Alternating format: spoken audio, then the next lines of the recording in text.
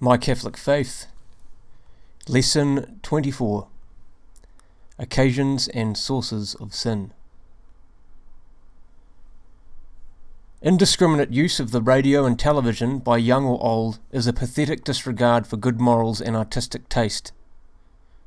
Not only parents and guardians, but the entire family should be concerned over the programs that are watched and heard. Late evening programs are generally directed to the interest of adults. Children are too immature to watch such programs. It is the duty of parents that children are in bed where they should be when these programs are presented. We should consult the evaluation of television, radio and theatre offerings which our better critics make available to us in the Catholic press.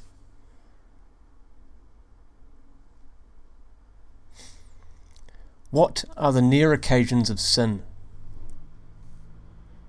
The near occasions of sin are all persons, places, or things that may easily lead us into sin. The most common occasions of sin are bad companions. One who provokes or leads us into sin is not our friend. We must stop going with that companion. One rotten apple in a basket of good apples quickly rots the rest. The same is true of human beings. Sin is a contagious disease. If we do not wish to be infected, we must go far away from it. Dance halls. Not every dance is sinful, but many dances are occasions of sin, and public dances without the presence of respectable adults are extremely dangerous. A safe rule to follow is never go to any place where you would be ashamed to take your virtuous mother or sister. In many dances, the women tend to dress with extravagance and immodesty, just to follow the fashion. Sometimes, too, dances are an occasion for the taking of liberties due to late hours and the spirit of unrestrained pleasure. Bars and liquor salons. These are very proximate occasions of sin, leading to intemperance and worse evils. Those who frequent salons are likely to be not only habitual drunkards, but constant gamblers who neglect their homes and duties, become involved in disputes, and finally end badly even in a temporal sense. Bad newspapers and magazines.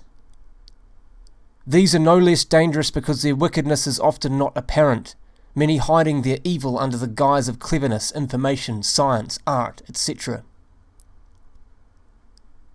Bad periodicals gradually undermine faith and make one insensitive to evil. It is the duty of every Catholic to subscribe to a Catholic periodical and never to favour a wicked press. Bad books. Many novels are harmless, some are very helpful, but many are positively wicked. We must be very careful in the selection of the books we read. Poisonous food will only kill the body, but poisonous reading kills the soul. There are national book clubs under Catholic auspices that send members lists of books of merit according to literary standards and not offensive to Catholic morals. We mention the following ones: Catholic Book Club, Morrow Book Club, and Spiritual Book Associates in New York City, Catholic Children's Book Club and Catholic Digest Book Club in St. Paul, Minnesota, Catholic Family Book Club and Catholic Know Your Bible program in Garden City, and Catholic Youth Book Club in Mineola, New York, Catholic Literary Foundation in Milwaukee, Wisconsin, Franciscan Book Club and Thomas More Book Club in Chicago, Illinois. Motion pictures, radio and television. Pope Pius XII taught that the modern media of communication, films, radio and television, are remarkable inventions of man's genius, but at the same time, gifts from God. As such, they are good in themselves and intended by God to be useful to man. Today, more than a few motion pictures are immoral and indecent. We must, therefore, choose only the good and avoid altogether objectionable films. To guide and assist us in this choice, the National Legion of Decency, working under the hierarchy, publishes moral ratings on current motion pictures. To ignore these ratings is to expose ourselves to moral danger. Once a year, on the Sunday following December the 8th, Feast of the Immaculate Conception, we renew the Legion of Decency pledge to freely promote what is good and to oppose, especially by our example, what is bad in motion exhibition. Since the film industry supplies only what the public buys, the keeping of this pledge is your ballot at the box office for good films. We should never seek and always try. How should we act towards occasions of sin? We should never seek and always try to avoid occasions of sin. It is wrong voluntarily to seek the occasions of sin. He who loves danger will perish in it.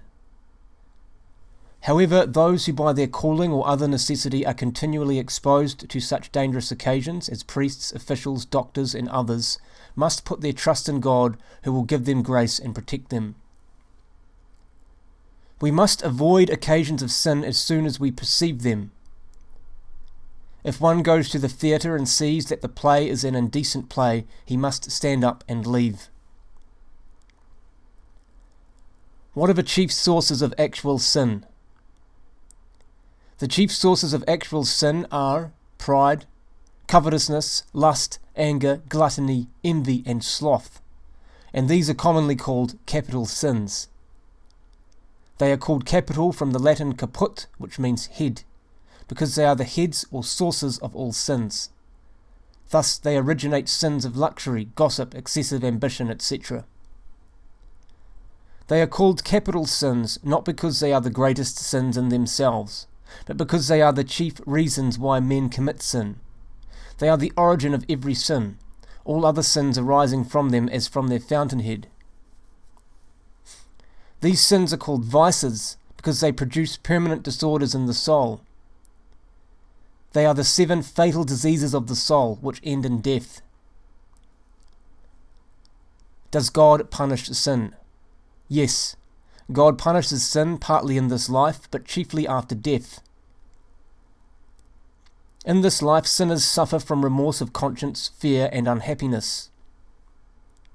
Their sin often brings upon them disease or death, the hatred and scorn of their fellow men, and other temporal punishments. Even on earth, the wages of sin is death. The punishment of the sinner is fully meted out to him only after death.